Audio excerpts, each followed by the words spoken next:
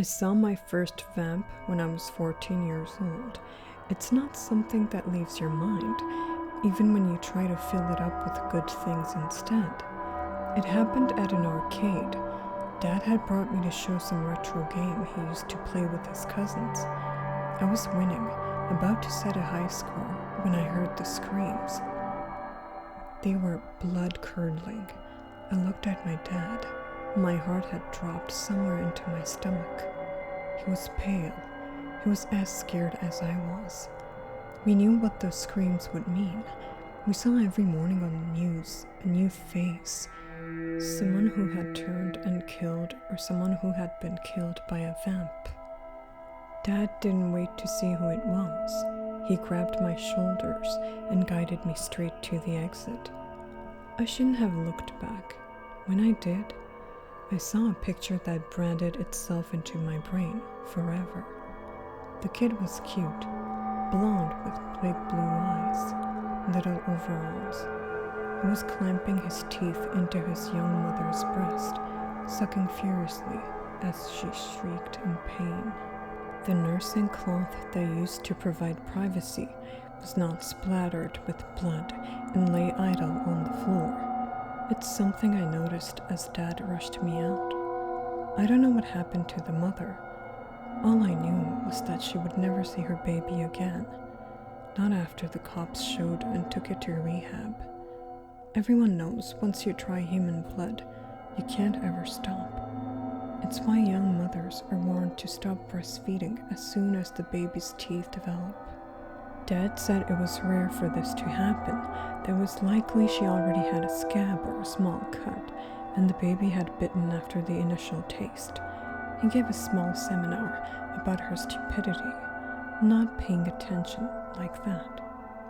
I thought that it was pointless to criticize her. Her baby was gone. She had learned her lesson, and so had I. I would never breastfeed in my life. I was paranoid for a long time. I refused to floss, despite knowing it was impossible to turn with my own blood. I wouldn't share chapstick or kitchen utensils. I lived in constant anxiety and fear. Then one night, my worst nightmare came to reality.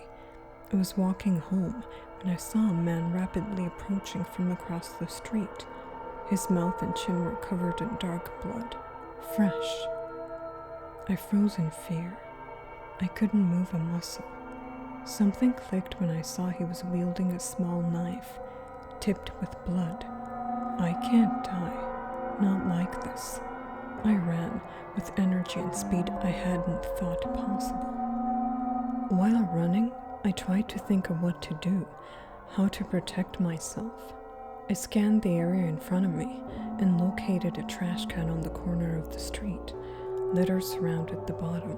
I saw the top of a glass bottle peeking out of the top. I ran as fast as I could toward the trash. When I arrived at the bin, I speedily grabbed the bottle out, scanning it first for traces of blood due to years of paranoid habit. I closed my eyes when I crashed the bottle down on the curb, creating a makeshift knife. I did all of this in the 10 seconds it took for him to reach me. I didn't let him make the first move. I was aware it was my life or his. I aimed for his throat, my heart pounding in my ears. I screamed when I stabbed him. I was still screaming as blood gushed out of his neck. He tried to stop the blood with his hands, clutching the hole in his neck.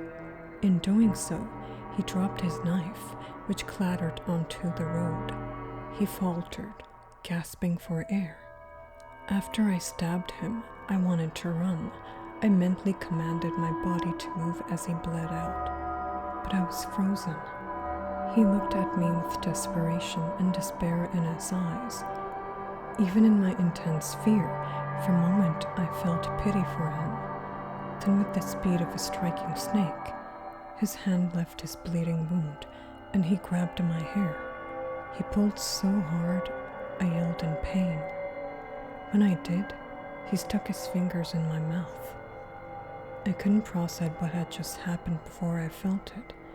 The most amazing feeling. It was like every worry was melted away.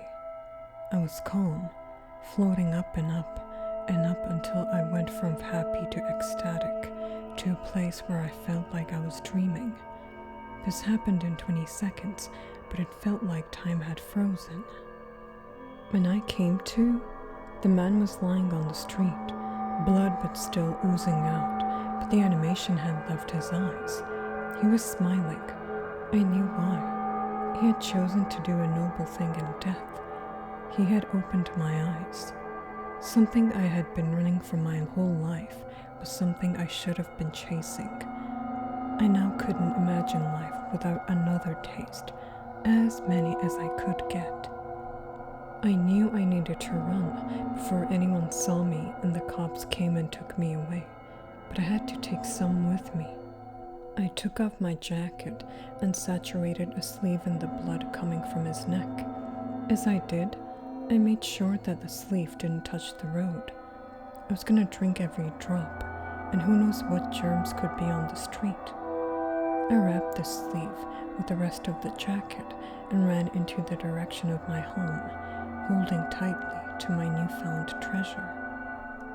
As I ran, I wanted so badly to try another drop, but I knew I would black out and didn't know for how long.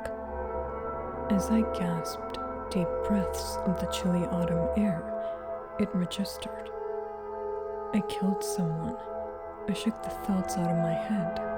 It was self-defense, and I had a whole new life now. When I got home, I squeezed all I could from the sleeve and started best I could manage. Life had been somewhat surreal since then. Every day is stretched out endlessly now. I'm timeless. The blood is going bad. Soon I'll run out. It doesn't matter. I'm free. I live eons and days. I'm timeless.